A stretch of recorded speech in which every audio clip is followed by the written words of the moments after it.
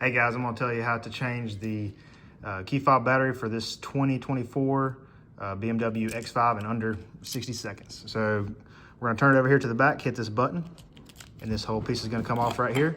Then we're gonna need a pry tool or a small screwdriver, and we're going to stick it in right here on this little piece that slides out. Take it out. So this is a CR2032 battery, so then we're gonna pull it out just like that, CR2032. Put it back in right there. Put your new battery in. And then this only goes in one way. So you see right here, these two little cutouts. So just make sure that you get it in right. It only goes back one way. Go just like that. And then we'll get our other piece, our outside piece right here. Slides in from the top down. Just like that, clips in. And there you go.